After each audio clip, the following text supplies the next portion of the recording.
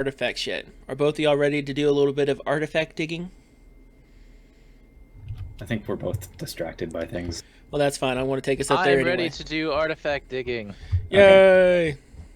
Moving on up. Do the scroll time. Could have done these in order, but we're just not that way. Hyena, you've been missing out. Flavor text is what I've probably been spending the majority of time talking about, and I'm not even a big flavor person. Alrighty, we are back up. We have all of our standard shards: blood, diamond, ruby, sapphire, wild. They all look pretty. Oh, wait, we didn't do our favorite sapphire cards. We've done that that's for true. else. Favorite sapphire card. Does anyone want to volunteer? I think mine's flavor inspired. Let me find it again. It was in here somewhere. I mean, all my favorite cards so far have been flavor inspired because, everything. It's pretty easy to say what's the most powerful one. Oh goodness, who would I'm gonna go with Eldritch Dream for mine. I think from a flavor standpoint and from a power level standpoint, I really like the look of him. I like the fact that he's the producer. What you call the sleeve? I'm a big fan of that guy. So Eldritch Dream is probably, or is that what he's called? Eldritch something. Eldritch Dream, is that it? Yeah, the socket guy.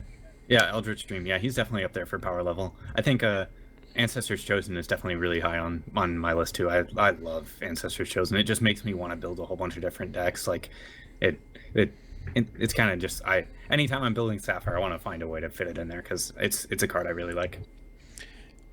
My pick on this one, I tend to lean towards Technical Genius even without that 3 defense. He's just a really good enabler.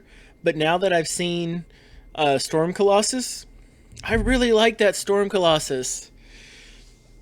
All right. The small player in me just wants to have that 401 hit the table and go, deal with my 6/6 spell shield. So for flavor text, it goes to Sabotage. They won't suspect a thing until the trap blows their face off. That is like, yeah. That's a good one.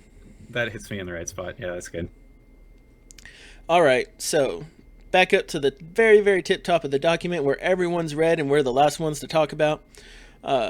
We have our shards. I find it odd that the wild shard looks upside down to me. Yeah, it kind of does look. No, it's like an acorn. Well, no, it's supposed to be a leaf. Looks like an acorn. I'm going with I leaf. just got some weird beep. It also does look like the upside down leaf symbol. Yes, you're right. I don't think I have anything beeping on my side. Oh, that's me. Sorry. Oh, okay. Okay. Alrighty. Okay. There's a bomb gonna go off. All right. Anyways, speaking about a bomb going off, we got Argus, Herald of Doom. Now he actually lost an ability. Oh, yes, he did, and I didn't really care about that ability very much. Yeah, I don't think many people did. But I will say one thing about this guy I really like is the effect it has on your opponent when you start playing him. Like you start showing him off in your hand, and he's like, cost down, cost down, cost down. I think it's an amazingly effective mechanic. Even if he's not the best card in the game, he is definitely a fun, interesting card to play and have played against you. He was a lot of fun at Gen Con, and he turned out to be a lot better than I initially valued him at. Like, I just put him really poor, I guess, initially, but he at Gen Con he was pretty good. I liked him because having him in your opening hand was actually pretty common. Yeah, what I didn't like about him was that generally he was out a turn too late in all the Gen Con decks. Usually you could win before he comes out, but just the effect of him and like the counter timer, it's a really great mechanic. Yeah, I totally agree. And you know what? I think most of the time you're playing this guy, it's going to be a turn too late. Well, but also isn't all World Destroyers supposed to be a turn too late? Yeah. I mean, he's legendary, but he's also legendary flavor. I mean, look at that. Argus, the World Destroyer, will be completed. Do you have delusional notion of stopping me? Nah, it doesn't get me all that excited. It's I don't know, it's too serious for me. I like all the funny, like humorous stuff. But back on Wild Shard being upside down, like the icon next to the 1/1 is reversed from the icon in the picture, and like the diamond one doesn't have that. So that is kind of Blood's the same way. Yeah. So, Maybe someone thought it was an acorn and another person thought it was a leaf. Yeah, well, it's actually like one of those.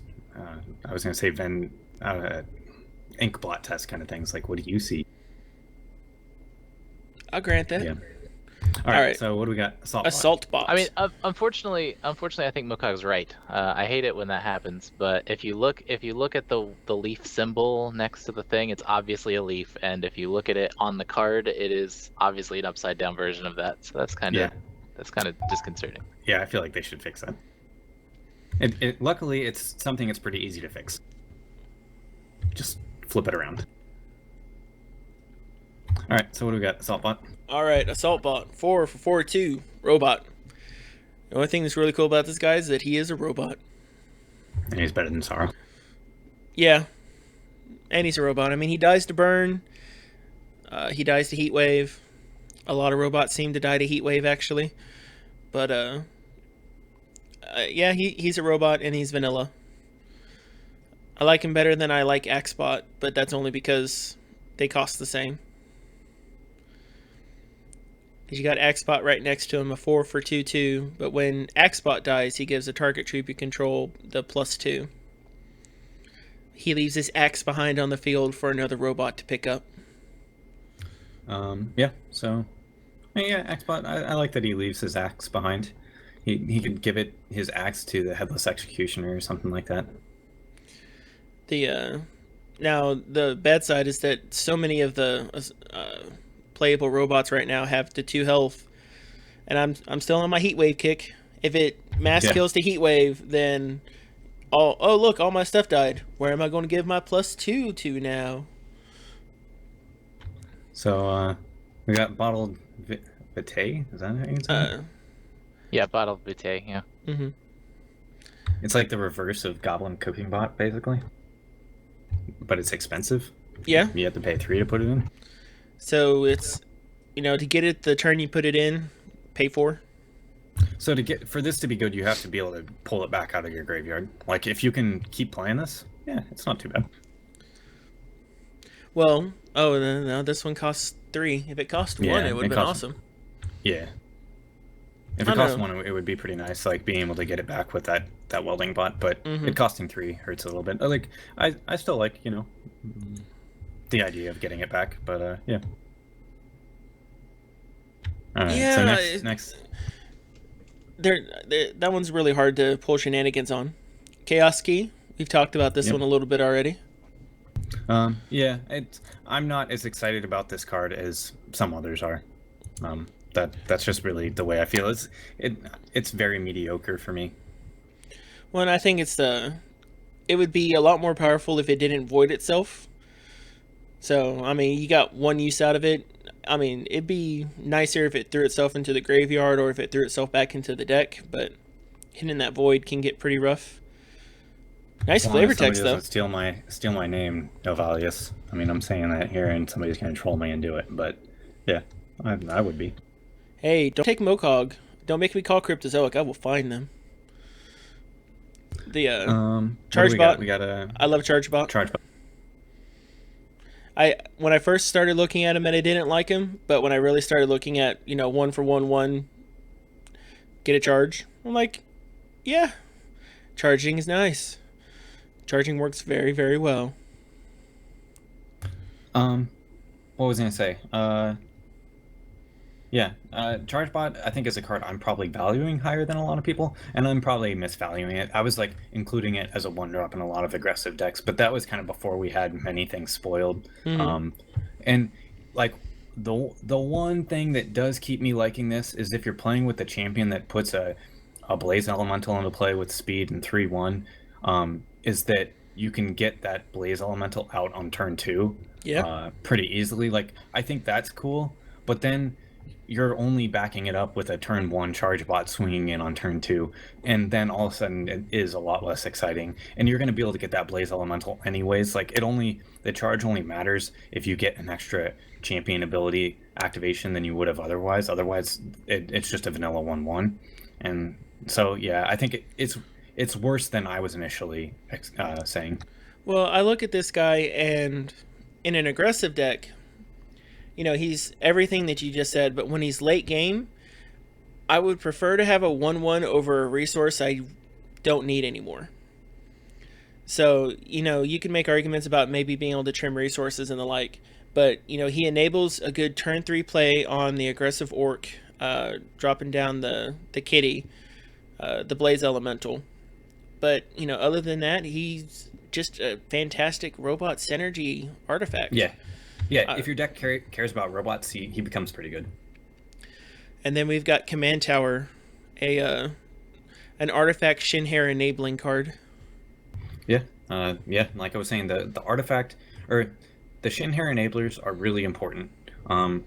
So the Buccaneer Commander, the Succulent Roostosaur, there's one or two others, is that it's really, for the decks that are playing Shinhair, especially in Limited, you need to make sure that not only do you have Shinhair in your deck, a way of making the tokens, the Battle Hoppers, but you need to actually make the Battle Hoppers useful, because otherwise they're just 0/1s and they're not doing anything whatsoever for you. Mm-hmm. So this helps you make your Shinhair good.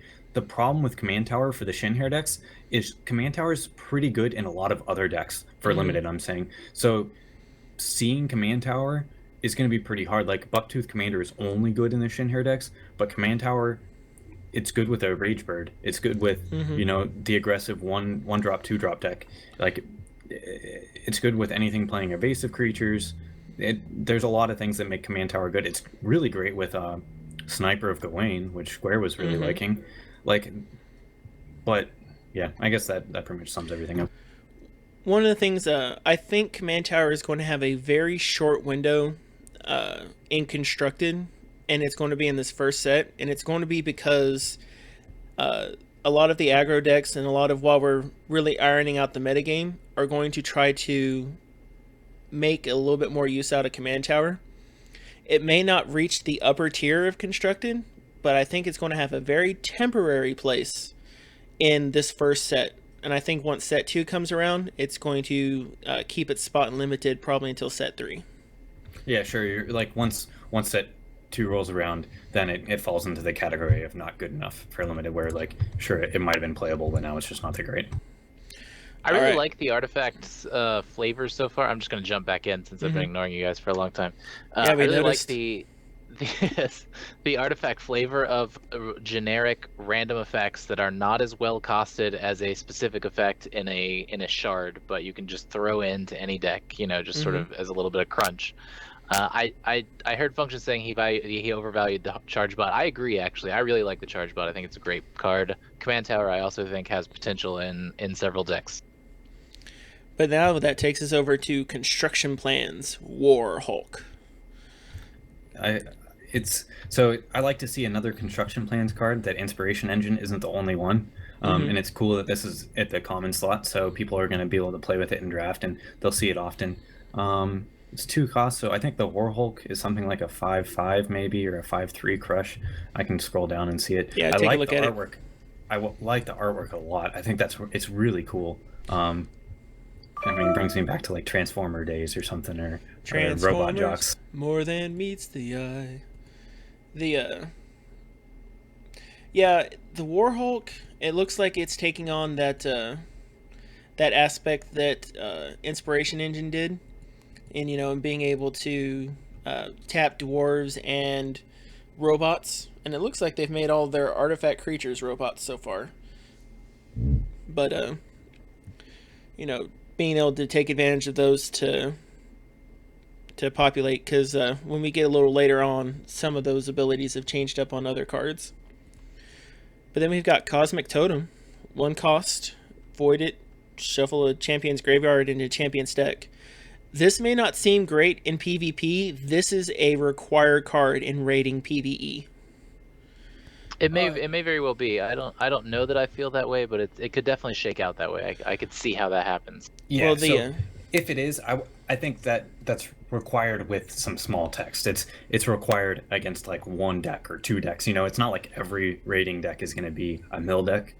But, it's not for the mill. So a lot of times what ends up happening in the raids, and this is especially true when raiding the WoW TCG, is the card effects that come down from those decks are powerful. And what they end up doing is they end up doing a lot of mass removal, constant removal, troop removal, gear removal in WoW's case. In this case, it would just be artifact removal, and it slows down and tempos multiple characters at once. So you wind up getting your good draw, and then realizing that I'm in top deck mode. I've already drawn through and had all my cool stuff die that I couldn't stop because I didn't just get hit with one clear everything card. It was, negate plus clear everything, and it all died. And that's what the raids do.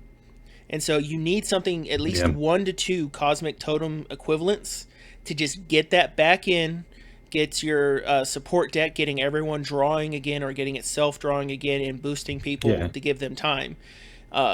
It never goes to a 4 of in a raid deck for PvE, and I have to say PvE.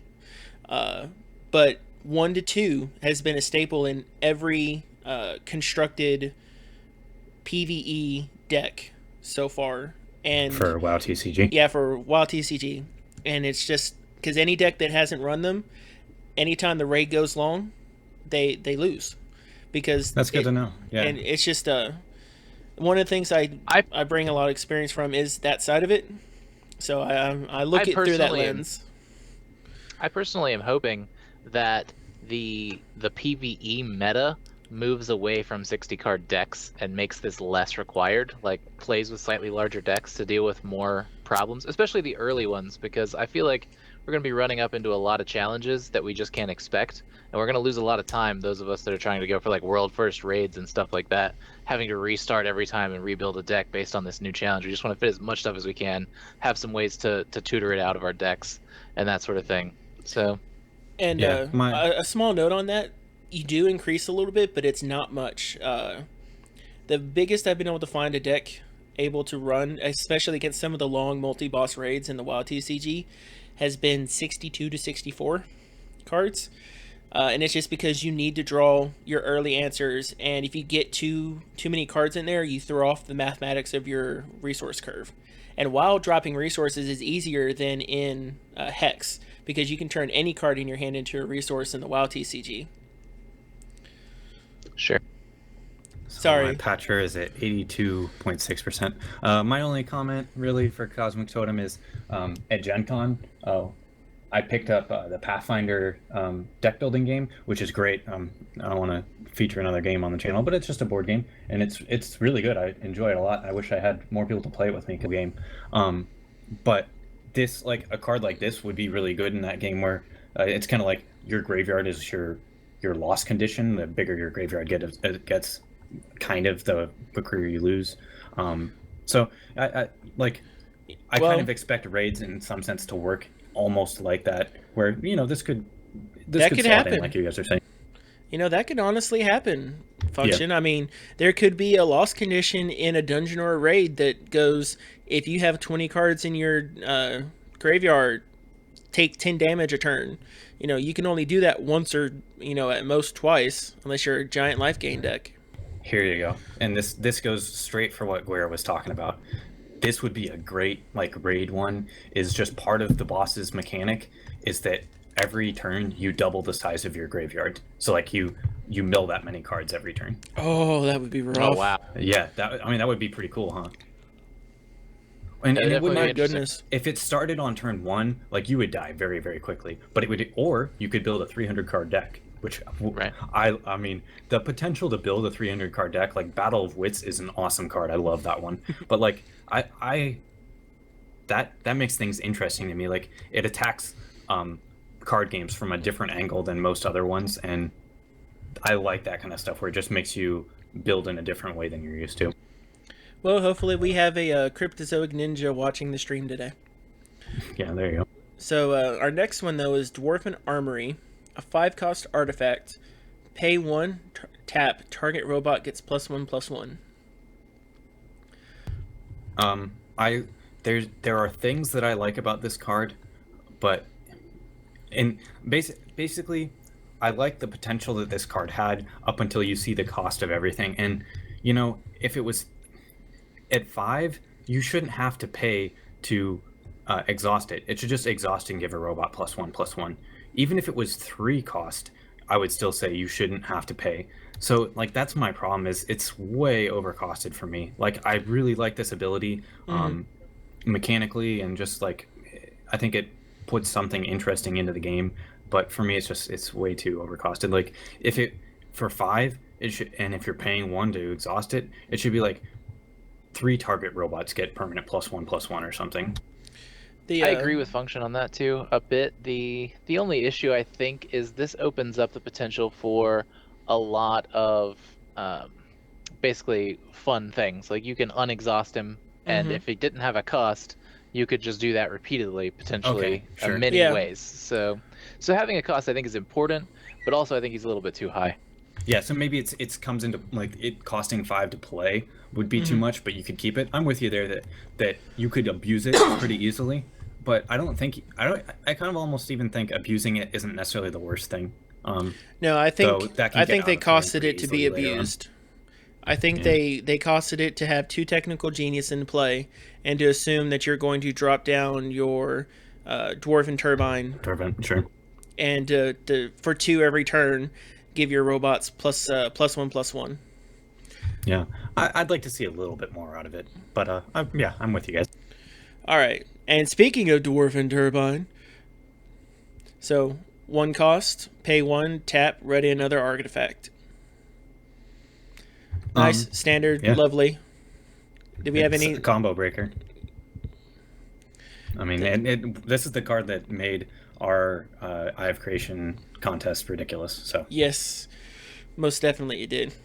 Now we have another socketable card, a 3 for 2/2 socketable miner artifact construct, not a robot.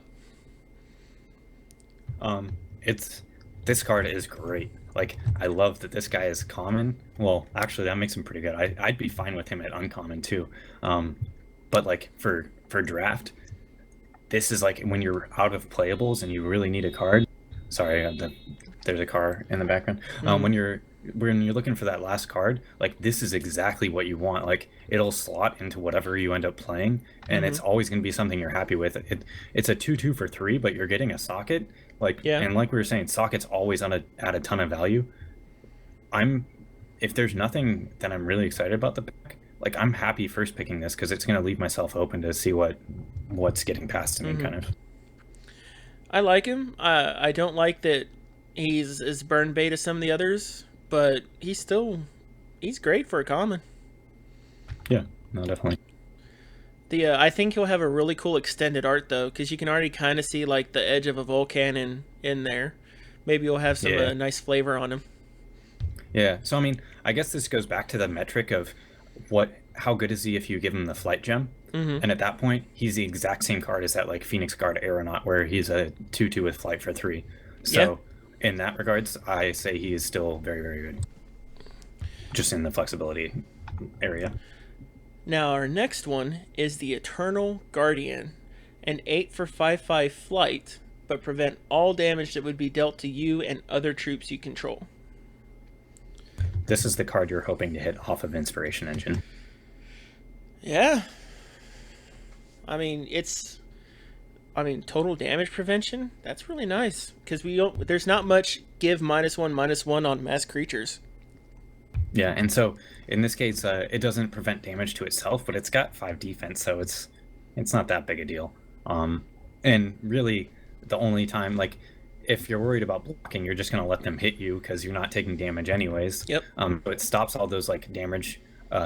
If you damage an opponent, draw a card. Like this prevents that damage, so you don't even have to worry about that.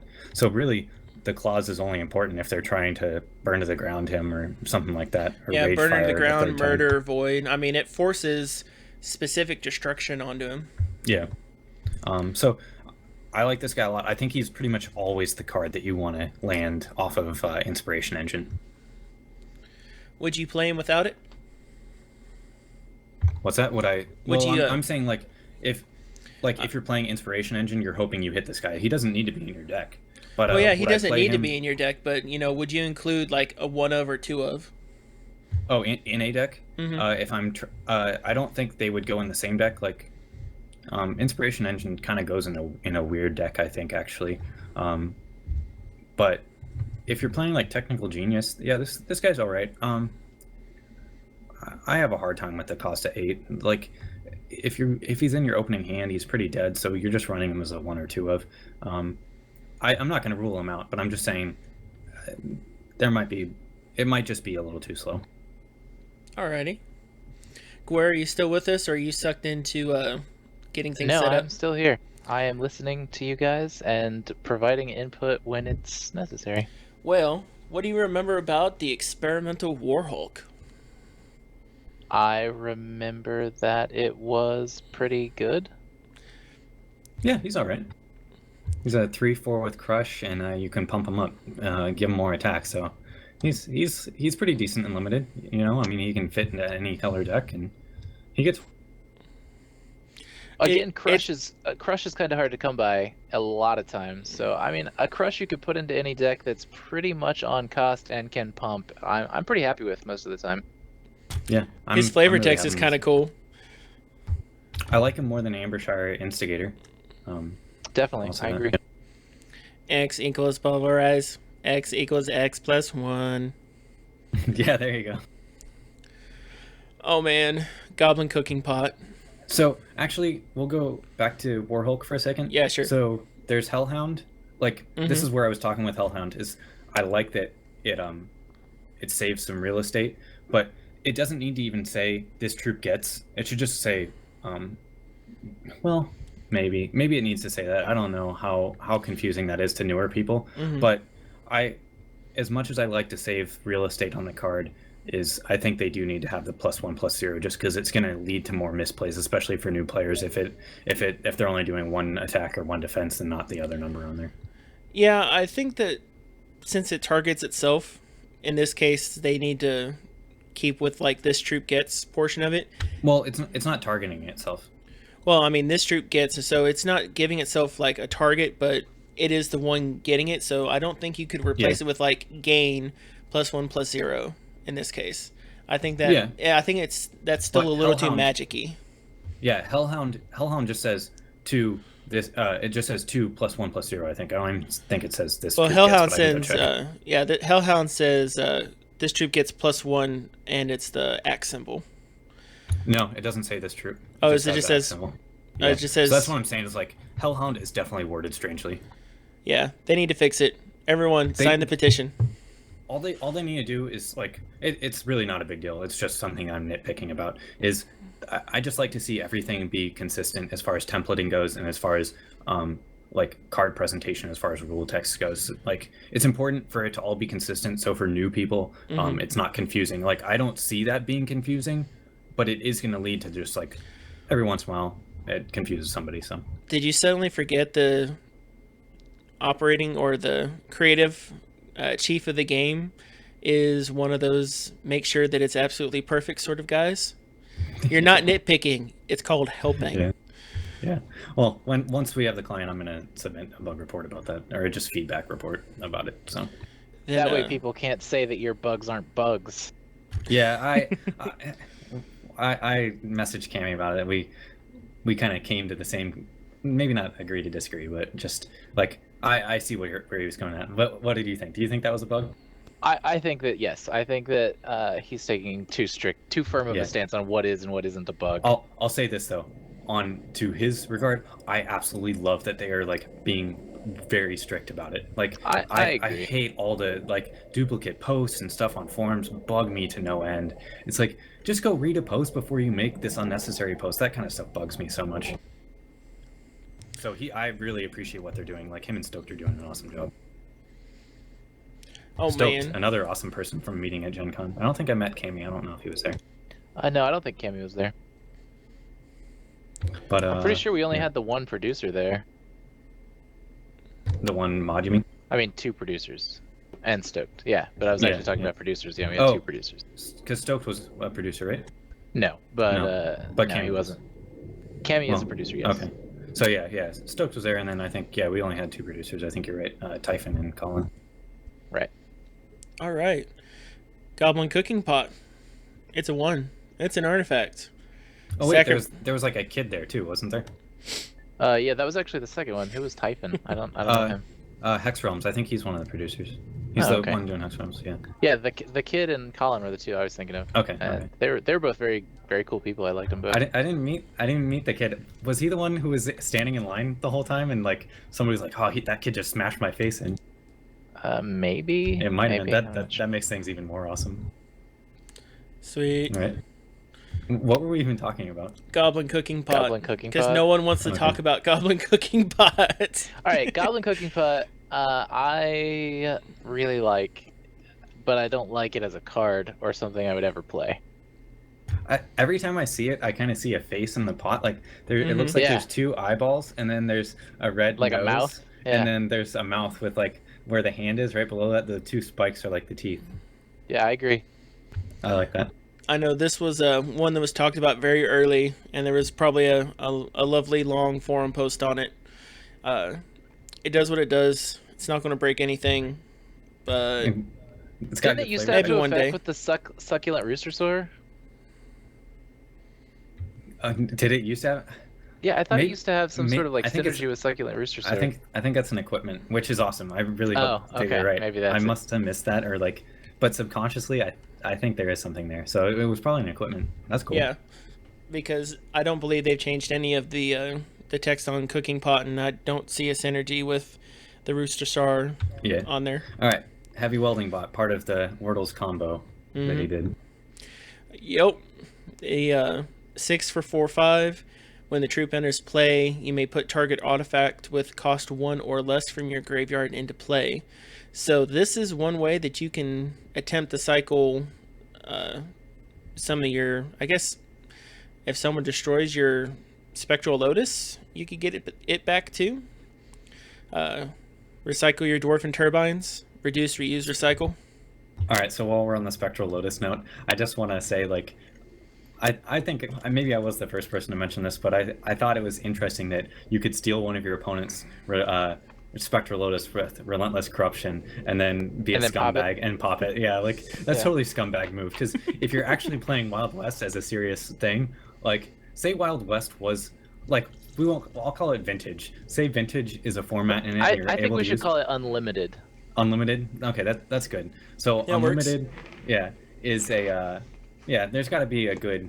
All right, so I Yeah. revised after that post. I actually revised my perfect game against Mokog, and, Okay. All right. it is Mokog with Pack Raptors and Ancestral Guardians Okay. and Spectral Lotuses, and I steal his Spectral Lotuses, and I don't have any mana, and I pop the Spectral Lotuses in order to cast the card that destroys all copies There of you those go. artifacts. Now, the best. there's one problem with that. I backed at the champion tier. Well, I'll give you a playset of Lotuses. Yeah. Just so Yeah, that this, I'll give just you so the- that I'll this give you could the happen. Lotuses. It'll be fine. I will give you lotuses to wreck your day. So I Yes. think the biggest scumbag move is that you play Relentless Corruption, take their lotuses, pop them, and then pass the turn. That's the best. Like, Yes. so that's good. What makes it really good is that so if Unlimited is a format that people play in tournaments, like I wish people played Vintage more on MTGO because I like combo formats, but apparently nobody else does. But if Unlimited becomes a format, I like the meta of round one. Really, you're just trying to steal all their Spectral Lotuses and pop them, so that like later on as they develop in the tournament, they no longer have Spectral Lotuses. Like that's a real strategy. Yeah, I agree. nice. So I like that. Yeah, there's something that makes me happy in there inside, and I know it makes Gwaer happy inside because he gets to blow everybody's stuff up and dream crush them. I do like dream crushing. Well, while we're talking about dreams, why don't we power those with the Hex engine? Yep, there's a lot of dreams that are powered by Hex Engine. Yeah, I like it. I think it's expensive, but I like it. So the foil art of this needs to have like the old school movie theater feel where the blue lights light up, then the red lights, and then the white lights. That would make me really happy if it Yeah. just did it in order. Oh, Like that if, that would be awesome. An epic foil of the sucker, which should have the lights go off in tandem, so they go blue, white, red, blue, white, red, blue, white, red. Exactly. Yeah, that would make me pretty happy. And if it doesn't, I'm going to submit a bug report. Yeah, there you go. Yeah, I think that's a very good bug report. Well, no, it's not. Don't bother people. yeah, but that's bad. I support that. Instead, I'll make a post on the forums. But for those who may not be familiar with it, it's 4-cost artifact engine, enters play exhausted, tap it, gain 2 temporary resources for the turn. Yeah, it's good. The decks that want it are really happy to have it. Mm-hmm. So then next we have induction there you coil. go, Sophie, you get mesmerized. That would be pretty good. Turns out just looking at it. I think induction coil has another potential to be a mesmerizing foil card. Yeah, definitely. it would. It most definitely could. I mean, it's a little morbid in that it's killing the guy through his eyes through a powerful Tesla coil. That guy is getting messed up. He is having a bad day. He might be getting charged up. You know how fantasy things work. Sometimes the lightning charges you through your eyes. This guy is having a bad day. It does look. It looks a lot more bad day. Yeah. I mean, and especially since what it does is gain a charge. It seems that that's going through a lot of trouble for gaining charges. Here, I got it. So, this is how you take a Venom and turn them back into, a human, is they're pulling the purple out of him. That's why he's all veiny and red, is they're pulling all the purple out of him. Oh my. Someone's taking a look at the Hex data folder for other unspoiled cards hidden in the code. Yeah, I mean, we could do that, but... I'm not a big fan of data mining. I don't know if any of you guys were around at Gen Con to hear me say it, but, data mining sites ruin a lot of the fun for me. I want to explore things. Granted, now that I'm a content producer, that kind of contradicts myself, as I'm spoiling things for other people. Mm-hmm. Also, but, I mean, there are things we're gonna see soon anyway. I mean, everybody gets every card in the alpha. Yeah. What's really gonna suck is when they start data mining the PvE cards. That people don't actually know. That's gonna be kind of sad. Yeah. So MMO champ, I think it's cool. There's some.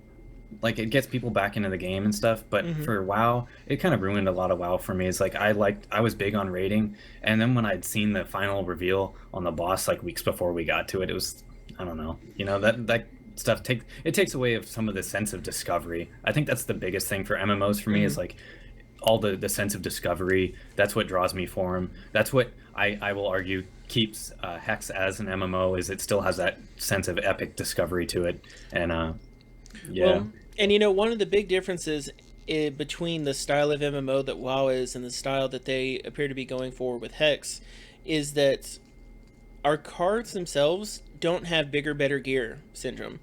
You have set types of gear. They may be hard to get, so you can run a dungeon multiple times to do it, but the random effect to it with what can be drawn, there's only so much of that you can spoil.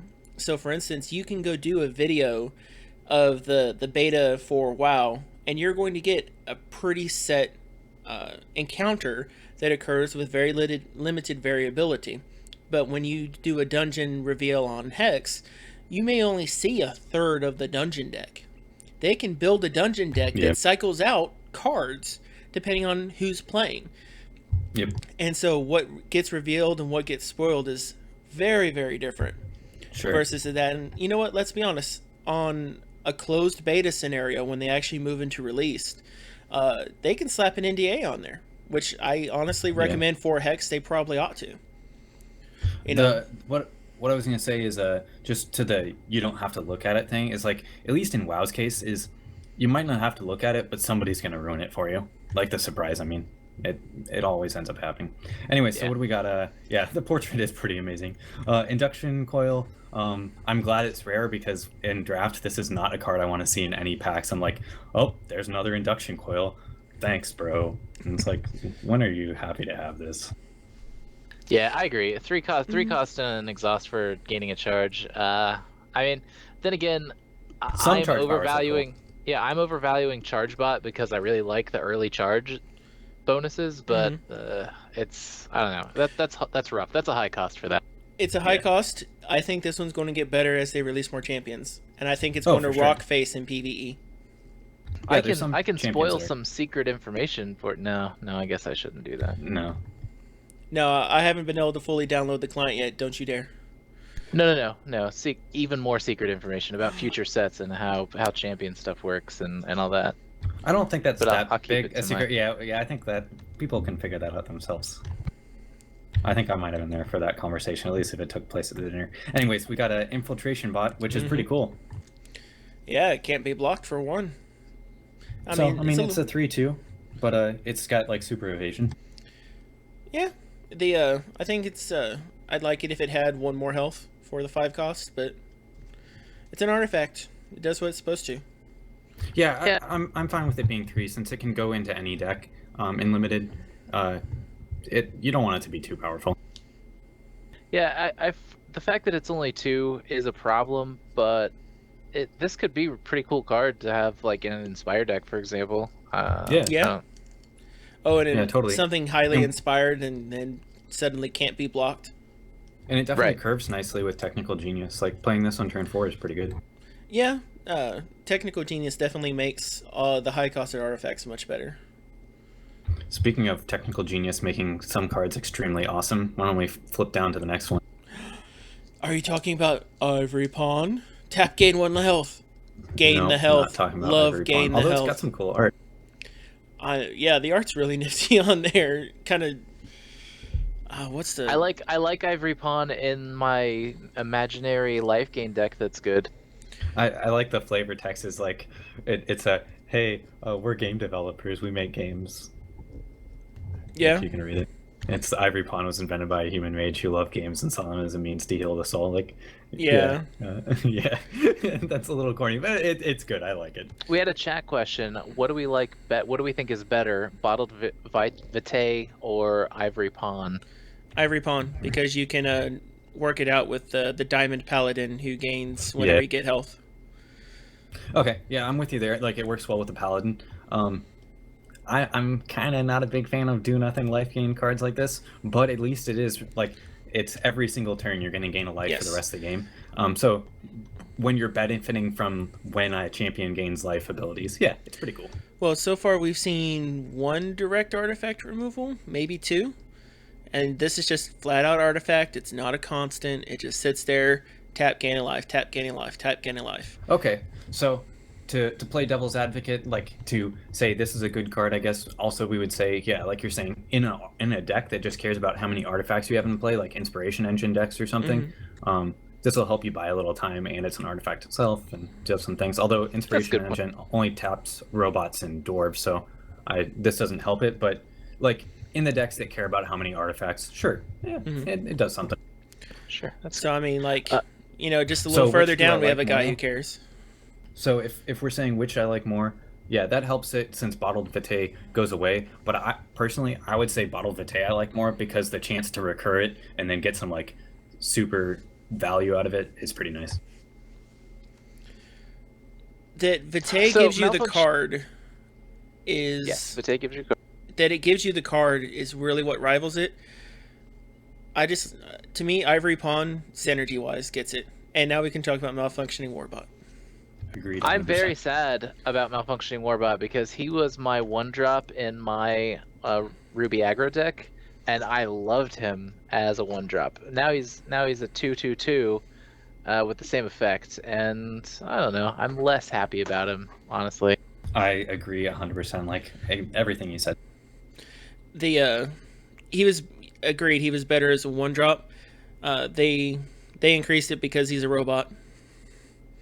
And it's because of the crazy stuff that happens later on in some of the artifacts. Sure, I mean, but yeah, I still. I understand why. I agree. Yeah. It makes sense. But then we have Terrobot, or Terrobot. Pterobot. I think is a fun card. It's a great card. Yeah, the fact that its cost decreases with both artifacts and dwarves makes it basically auto-include in an artifact dwarf deck. Doesn't matter what you're going for, really. It's a good card in that situation. Yeah, and if you're playing every turn, you can drop him turn 4. Yeah, you can. It's really pretty good. Consistent. Like, he's at the very worst. He's pretty much always a 6 cost 3/4, which isn't terrible. I mean, there's worse things you can do than that. It's not exciting, but I mean, if you're playing the champion, you can put out a worker bot and play this on the same turn and play him for 6 if like all your stuff got blown up or something. So really the cost is deceiving. He's really cheap, and he gets cheaper and cheaper with that. Like Technical Genius reduces his cost by 2. Yeah. He works really well with that one we were talking about earlier, the Dwarven Armory, where you play like this turn 4 and then play the Armory turn 5 and start pumping him up as he's swinging. Stuff My like that question is cool. is, would you first pick him though if you saw him? Like, I know he's a great card, everybody likes him and stuff, but I would not first pick this card. If I was heavily in Artifact Dwarf and Limited, all right, I would definitely pick him up, but I would not start that road with this card. I'm with you. Like I would. It's kind of like, what would you take over it? The pack would have to be pretty mediocre. I think I would always take Boulder Brute over this. I really like Boulder Brute though. I would pretty much always take Briar Legion over this, which I might be overvaluing Briar Legion since we haven't played with a full set and seen like, hey, Briar Legion really isn't in all that many packs, so maybe it's not all that good. There's going to be a lot of cards I'm going to take over it in Limited, but like if I first picked something that goes into the artifact deck, and this is in the second pack, or the second pick, I'm going to take it probably. If I decided I wanted to go in playing artifacts, I'd first pick it, and that would be the only reason. Just because some cases you might be able to push them. Yeah. You might be able to push artifacts. I think artifacts will be an archetype that's easy to force in draft, because I don't think many people are going to go into it just because it takes a lot of work to probably build it, and you have to have some critical cards to make it work. So forcing it is pretty reasonable, I think. Gwaer, you don't have to lament in the chat. You can say it out loud. It's okay. No, I'm glad to be here. I'm glad to be here. I like you guys. Well, it's good to know.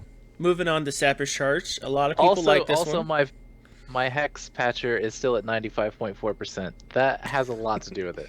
Yeah, it is getting closer file-wise, but I'm at 88.2 myself. That's all right. We're towards the end of this. Maybe by the time we're done, Gwaer will be right in there, and then we can go over and troll his stream. Okay, so since it came up, we have Mokog talking. It's his. Obviously, he's there. We have Gwaer talking. He's the one with the mesmerizing picture. Those eyes stare into your soul. And then Funktionfails is also here. That's me. Those eyes, they follow you left and right. So mesmerizing. Now you're making me look at. I have the like Twitch a Sapper's on, Charge. I have my Twitch open, like Boom. Watching this on the side screen, and I keep looking over to it now that we're talking about. Oh man, yeah. All right, back to the spoilers, so I stop getting creeped out here. You like it? Yeah, maybe I do. All right, Sapper's Charge. 1-cost artifact. You could drop it for free with the Technical Genius. 2 to use it, sack it, deal 2 damage to target champion or troop. That it hits a troop, and it's 2 damage. It's Yeah, I agree. I think it's a pretty decent card. I know there was a bit of hate about it for a while, but I honestly think, I mean, it's one. It does cost 2 more than a burn unless you have a Technical Genius. Then it costs 1 more than a burn, but still, I mean, it's not a bad card. So here's the thing that I'm wondering on this is, correct me if I'm wrong, guys, but when it was initially spoiled, you could only use it as a basic action, which made it much worse. The fact that, I mean, that may be true. If they remove that from it, it makes it dramatically better. It's still, it's not as good as burn. It costs a lot more, and sure, you can recur it. Recurring it actually is pretty good. But yeah, if you can use it as a quick speed, it becomes pretty decent. Yeah, at the moment it's quick speed, so yeah, I like it. So I don't know how often I'll include it in Constructed, but I know it's going to have a place in some of the tuned metagame. Yeah. I mean, it'll fit in if you don't have access to a whole lot of removal. If you care about how many artifacts you have in play, and like you care early on and use this later kind of thing, sure, it's good. And in Limited, it's removal that's open for any color, so you're not going to be picking it probably in the first 2-3 picks, but maybe you would. But you see it going around, and if there's nothing in your color in that pack, you're definitely going to be taking it. Like it's good enough. But then we have Secret Laboratory. Now you had an interest with this one. What do you remember about it, Function? All right, so my story has changed now that we have more spoilers, and even when I was making the video, I said exactly that. But what I was saying is, this is interesting in Inspire deck where you're playing that Blessing of the Fallen, I think is it what it's called, and that like the troops in your graveyard can inspire troops in play, so you're purposely throwing away the cards you no longer have any use for, like Kraken Guard Mariner, and trying to get something useful so that you still get the inspire effect, but you don't have the crappy 0/1 body anymore that didn't matter. Like, I think that's interesting, including Secret Lab into the Inspire deck.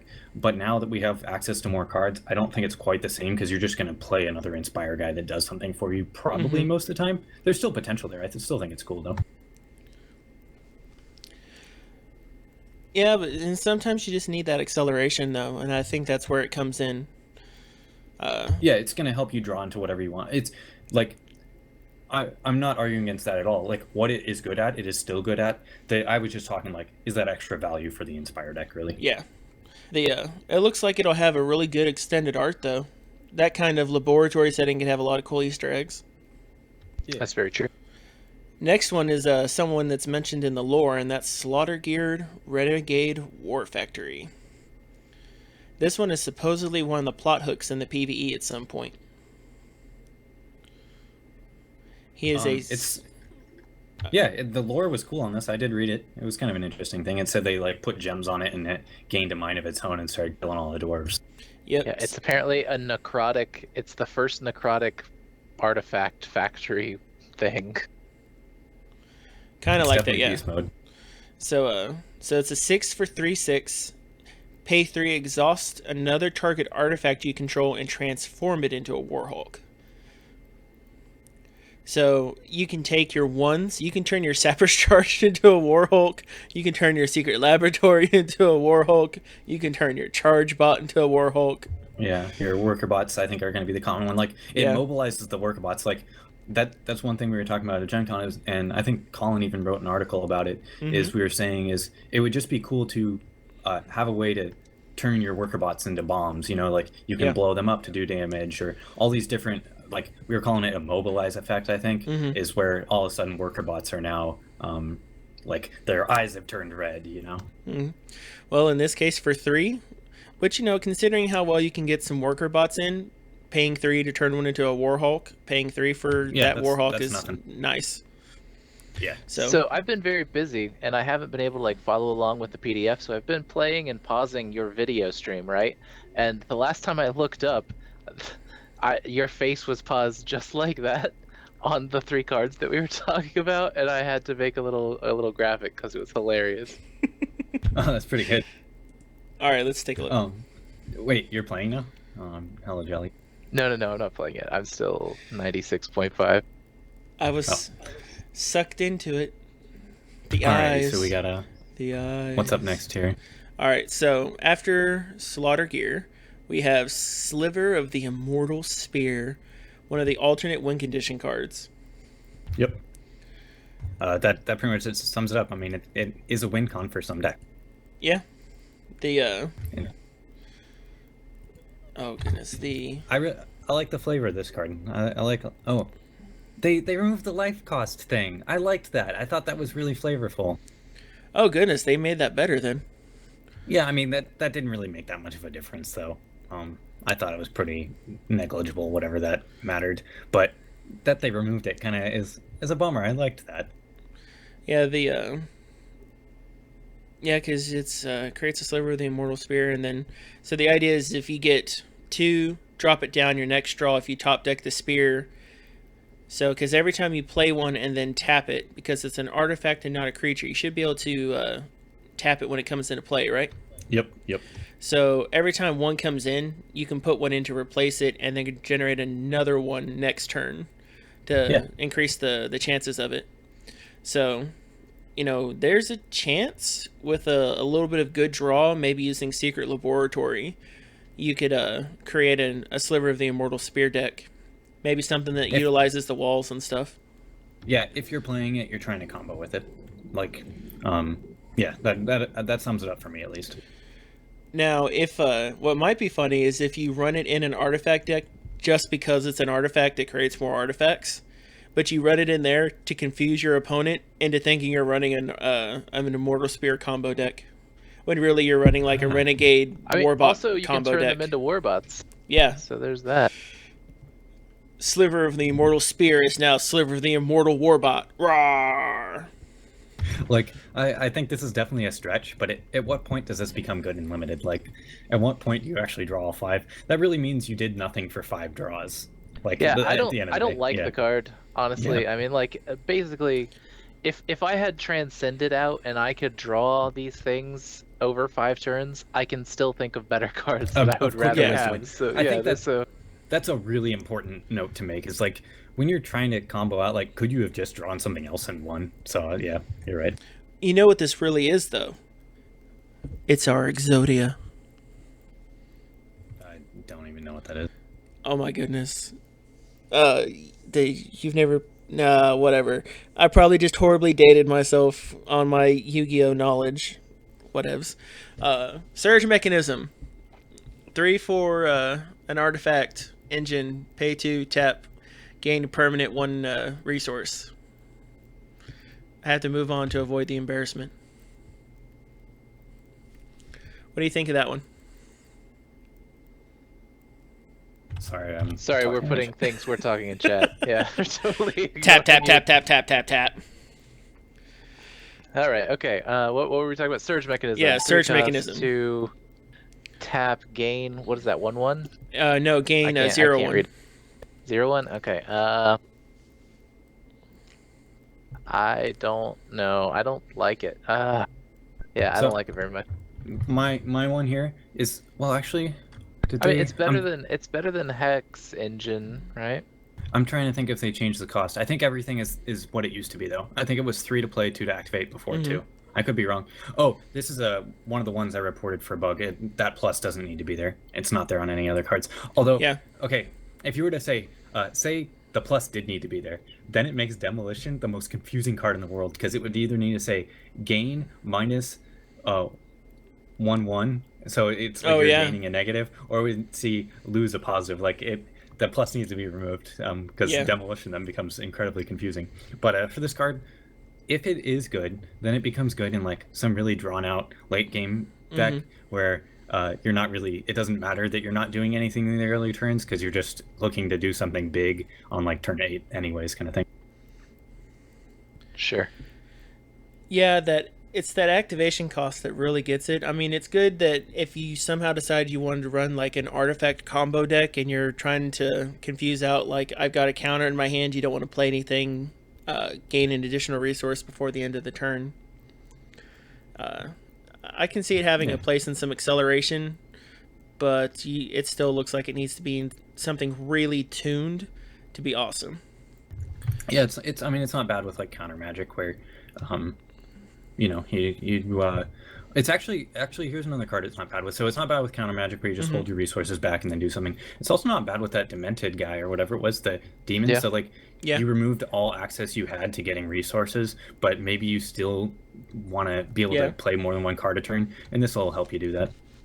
Now another thought, I would like this surge mechanism more if you could target a champion, because that would make this PvE amazing. Oh yeah, that would be awesome.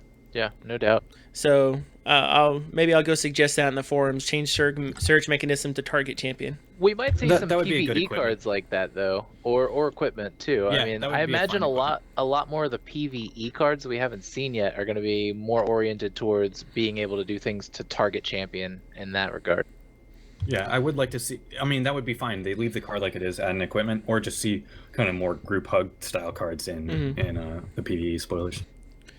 Now our next one is the Fate Rack, the colorful Cthulhu card.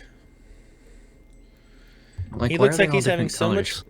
It's probably Never go full Cthulhu. the shards. Oh yeah, sure. They're like inserting him into him or something. Or they're pulling him out? Trying to rip his face off. Yeah, this is. I mean, the extended art could be pretty funny on this one too.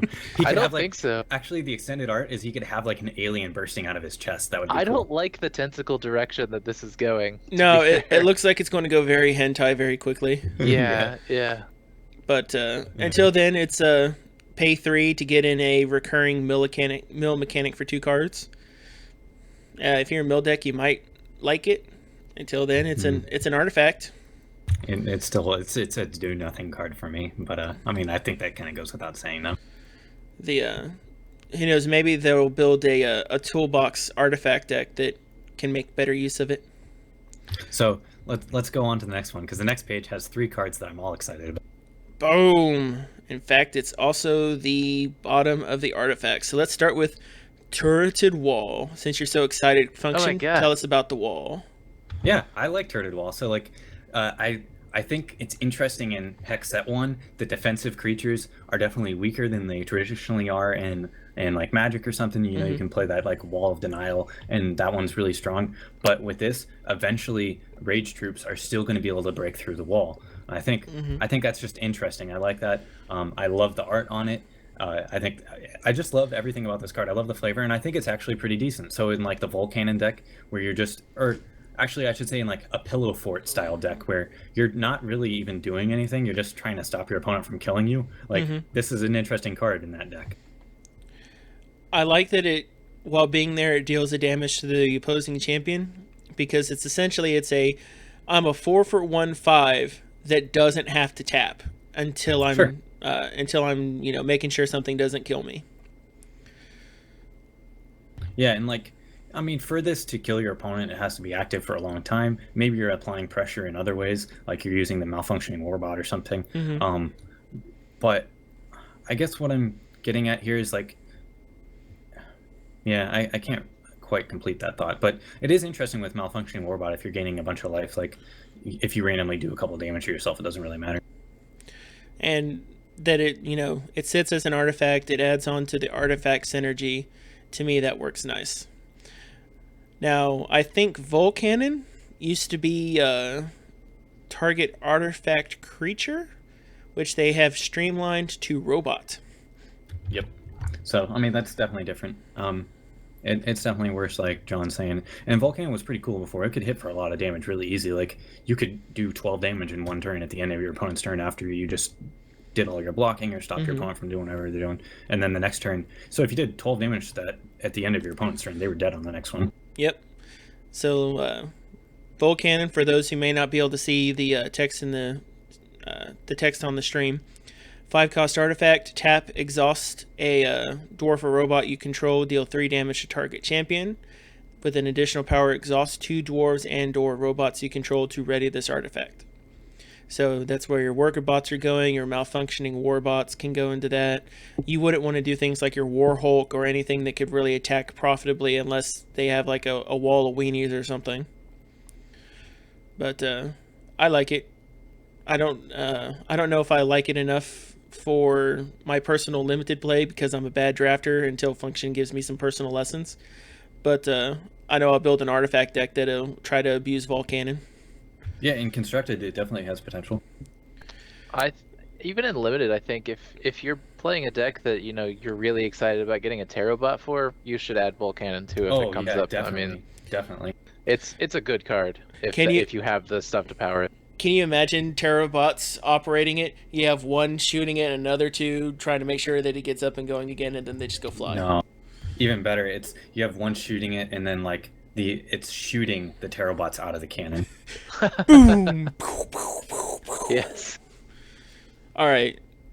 Next one, Worker Bot Factory. So this is the last card, right? Well, there's the tokens. Are we gonna do the tokens at the bottom? Are we gonna go down to that? Are we done after this? I guess we can talk about the tokens. Yes, we can talk about it. Let's Damn it! Why did I say anything? Let's kick it out to the chat. If y'all want us to go over the tokens, let us know while we're talking about Worker Bot. I can talk about Worker Bot for a while, so you have some time. Oh yeah, so here's they nerfed it a little bit in my opinion. So Worker Bot is a 1-cost artifact factory. When a robot or dwarf enters play under your control, add an assembly counter. Then tap remove 4 assembly counters to put a Worker Bot into play. Because if I remember correctly, they used to tap to put counters on, right?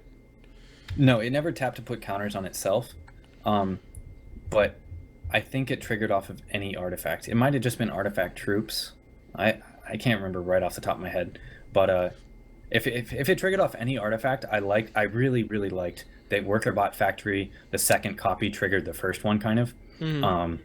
So that was interesting. What I still really like about Worker Bot Factory, and it's something I realized at Gen Con, is that once it's active, it stays online much easier. Like, so the first worker bot, you need 4 tokens to make, but really effectively the second worker bot you turn out from it only needs 3 tokens, and everyone after that only needs 3. If you have 2 worker bots in play or worker bot factories in play, use your champion power, and like Yep. you're gonna get like 2 more worker bots right away usually. Like Yeah.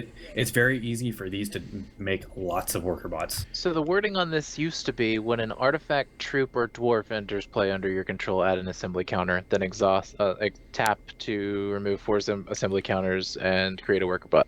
Okay. So it was basically the same. It's right? very similar. Yeah, It does almost the same, like, exclude a turreted couple. wall doesn't do it. Yeah, turreted wall doesn't do it. The construct creatures don't do it anymore. But yeah, so it never triggered itself to begin with. But I mean, the worker bots you're putting in trigger itself, and it does some. I like the card. It does some cool stuff. I like that there's potential for this to kind of combo with that shrewd manipulation I was talking about. I think that's a weak combo, but it's very easy to turn out lots of worker bots with this. Yeah, I can definitely see 2 of these hit play. They feed themselves so easily.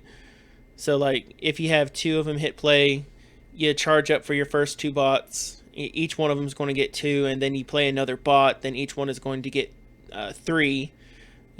1 from the guy coming into play, and the 2 for each one. And then you tap, put 2 bots into play. Keeps And you that go going. crazy with like full cannon or something. Yeah. It's cool. It's a cool card. And that happens really, really fast, which is one of the reasons why I think that they increased the cost of the Warhulk, not the Warhulk, the deranged Slaughter. robot up, the deranged robot up there, that turned him into a 2 for 2 too. So, I mean, because goodness, now I mean, think about it. You drop a worker robot factory turn 1, a second one turn 2 with a 1-drop robot, and you just suddenly go to town. So why don't we look at the tokens? All right, everyone ready I don't for think Zoom? there's very much that we need to say about the tokens, really. No, I don't think so either. That first one, the Abomination, I think is the one made off the champion. And depending on how transformations and that thing works, like it combines 2 troops into one. If one of them has like can't attack, can't block, does it keep that when it turns into an Abomination? I would think it I think it's would. supposed to keep both powers and stuff. Yeah. No, wait. I mean, I think the way really it read don't know. is it combines the attack and defense of the creatures. Right. I believe that is. I believe it isn't transforms them into. It does combine their attack and defense. I think that might be correct. Hold on. What champion is that? Let's see. I think it's Bunjitsu. I think that's his name just because the name is super cute. Oh my goodness, Bunjitsu. All right. So he's 4 charges. Exhaust 2 troops you control. They transform into an abomination with attack equal to their combined attack and defense. So it does say they transform into. Yeah, that's we're gonna have to wait and see, I guess. Yeah, so if anything, a revert might really suck for those guys. A revert might kill him. I'm not even sure what a revert would do to I mean, I guess it would take him back to that 0/0 abomination. I really like the idea that if you revert the Abomination, you get the 2 original troops back. Like, We'll have to try that. I would think that's what should happen. That would be but so I cool. don't know. Actually, that there's might just be something great like for a little bit of Flavorful combo. Really cool, but Yeah, I like even if seeing- that's not how it works, that's how they should make it work. just because I said so, and because you said so. Yeah, Exactly. well, you need to say, what was your quote? It was like, trust me, just trust me. Yeah, just trust me. Trust me. So the Abomination, all I picture is like Power Rangers.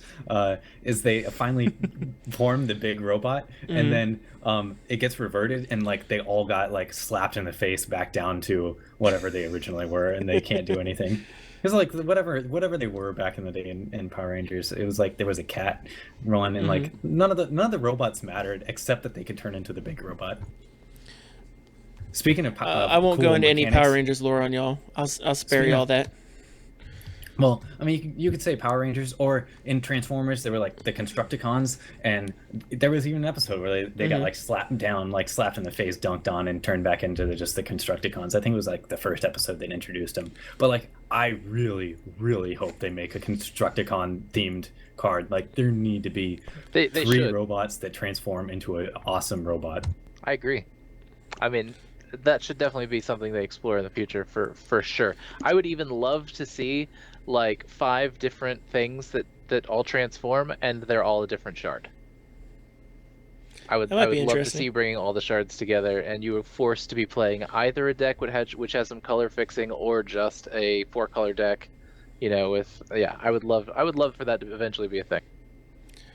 All right, so Animanthian Elite, another hero charge power card.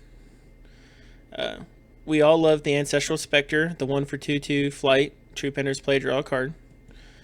My double colored Battle Hoppers. I like that they switched up the borders for them. I kind of want either. I think I want more the. evil looking. Yes, I want the Blood Battle Hopper to be covered in blood. Like the end of this could be covered in blood, maybe like his ear tips or something, or maybe he's got like Rambo marks on him covered in blood. I think that would be really nifty. I think they should take the graphic style of the Wretched Brood and have him like be like still slimy and stuff, and they just stuck a stick in his hand, and now he's a battle hopper. No, what they need to do is they need to give the Blood one a mustache. Sure, that was the evil goatee. Like the Bizarro version, yeah, the evil goatee. Angel 5 for 4/4 flight. It was a 5/5 before, I think, or at least it might have been. I think it was. Do you think that changes the use of Angelic Ascension? Yeah, it's obviously not as good if it's only a 5/5. It's still good. I don't know if it used to be a 5/5. Yeah, so yeah, I'm with you. That was a nerf for that. It's a pretty significant one too, because in order to play Angelic Ascension, you're taking a risk the moment you play it. Yeah. Like, getting the 5/5 was definitely worth the risk a lot of the time. A 4/4, it's a little more iffy. All right, so Blaze Elemental, still a 2-powered 3/1 speed with the end of turn sacrifice. Booby Trap, if it would leave your deck, void it instead. And if you do, deal 5 damage to you. Now, this is fun. If it would leave your deck, so if I draw it from your deck, it doesn't hit me. It hits the deck it came from. So that works with corruption. Yep. So you'd want to use corruptions to drill down for the booby traps. Well, I don't know that you'd want to do that, but you can run corruption and not care. So that's good. So they did change words. Sorry, I was spacing out, but I heard what you were saying. So yeah, it does work with corruption. Yeah, that's kind of funny. Although what's funny about they add the other notice is that with corruption you would at least have it in, like, there was some way to get this in your hand before without it triggering, and then it's like, what do you do with the booby trap? Like it just sits in your hand kind of thing. Mm-hmm. But now that's no longer there since you're voiding it. All right, then you have the Dingler, a 2 for 0/1. It is kind of funny that if you Dingler an Inspire deck with 1/1s in it, the Dingler comes in better. I don't think so, because it's not putting the Dingler into play. It's just it's transforming something into a Dingler, so it's not going to get the when comes into play buffs. Gotcha. You know what? It is important we do the tokens, because a few more down, we're going to get to something really important. Oh, here's the Rhino I wanted to see last night. The 3 for 3/3 crush. Which the escalation card that puts him into play is very good. Then Mammoth Squirrel Titan. This is one of the other. That's the charge power that I was talking about the other day. That is potentially one of the reasons why Chlorophilia was nerfed. I mean, getting that out pretty fast is scary.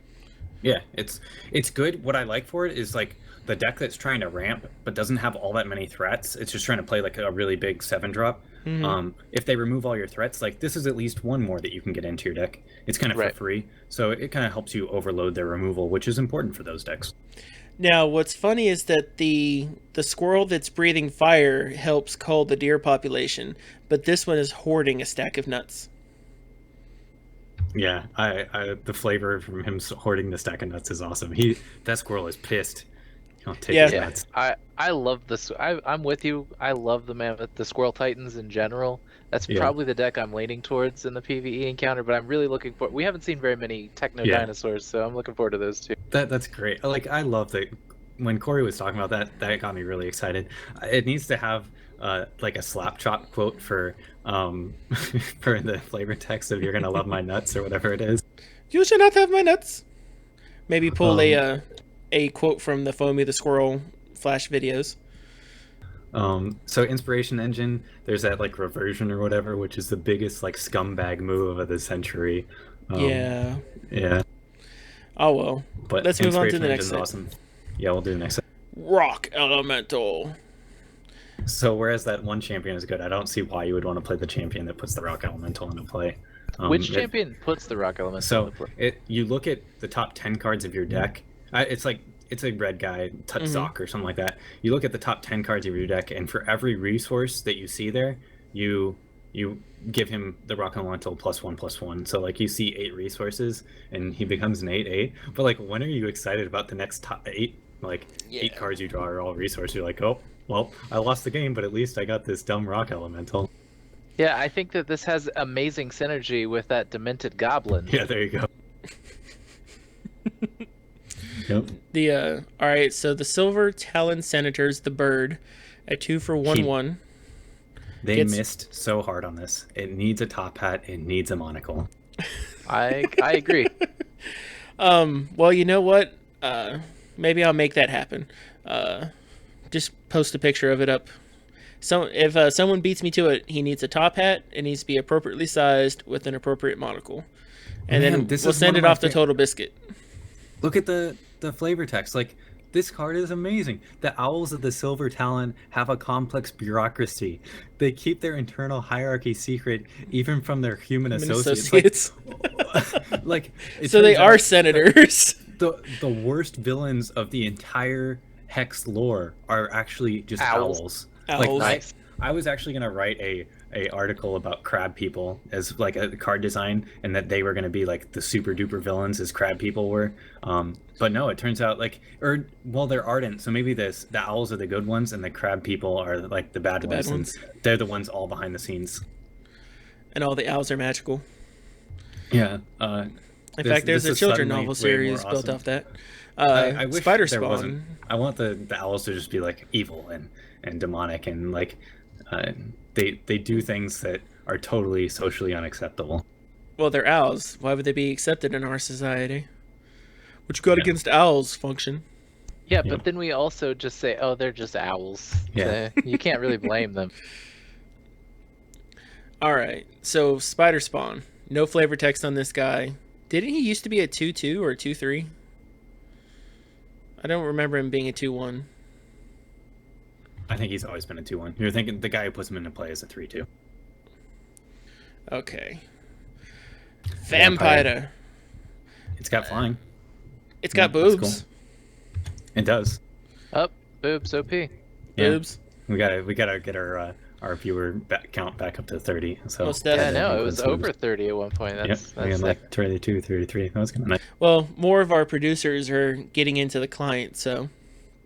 All right. Yeah, I'm. Our last I one was is able to get a Warbot? key. I was able to get a key, but I'm not going to be able to stream because I got to keep the key private. So Understood. All right, so our next one is Warbot, a 4 for 3/3 robot. Not bad for a token that comes into play. Then Warhulk, a 5 for 5/5 crush. Gotta love crush. He's going to be. I do love Crush. I wonder if you're going to be able to foil your tokens. I really want to foil my tokens. I'm not sure how that's going to work.